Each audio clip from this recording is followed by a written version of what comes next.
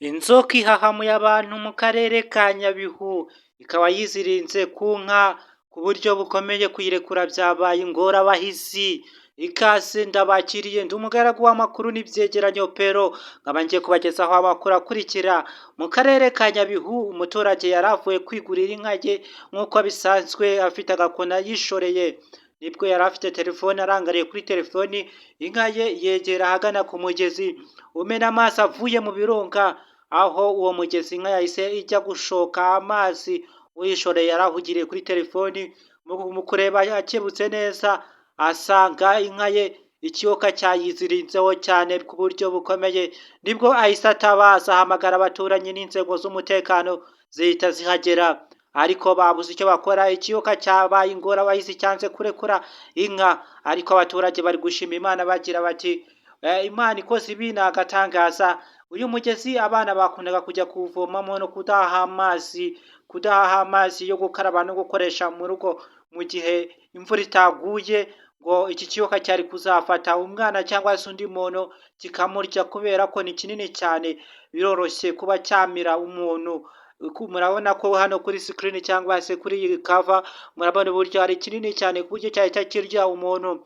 Benshi bakomeje gutangaza ko mu Rwanda nta biyoka binini cyane bihari, ko iki kiyoka cyaba cyaravuye mu mashyamba aharanira demokarasi ya Kongo. Benshi niko bari gukomeza gutangaza, badisikasinga kuri iki kiganiro cyabaye hagati y'abantu batandukanye, bareba bose bareberera uburyo gifashe iyi nka, n'umuturage wari uvuye kuyigura amafaranga ye yamugoye, uburyo kwiyakira byamugoye, yatabaje cyane, inzego z'umutekano zarahagera.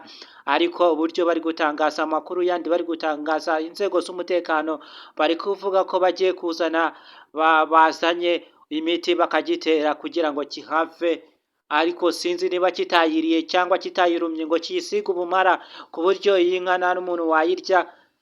N'ubundi uyu muturage arahomba, nta kundi, byose arabihomba. Inka ye nicyo kiyoka kirahita kigira ute, kiraza gupfa niba gitera imiti, kubera ko cyayiriye, cyayirumyeho ubumara, cyamaze kuyinjizamo ubumara bukomeye cyane, nta muntu wayirya iyi nka.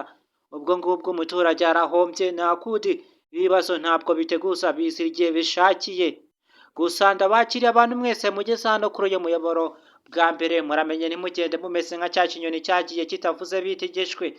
Niba wahageze, kora subscribe cyangwa se abone, like, comment. Ibyifuzo n'ibitekerezo ni ingenzi kugira ngo uzabone andi makuru agezweho. Uyu muyoboro dutanga amakuru agezweho 5 kuri 5, politike, diplomasi, intambara zibera muri Afurika no hanze, abahanzi bagezweho, indirimbo y'umunsi, indirimbo zisohotse zose zigezweho nshya zose, hano niho zibarizwa.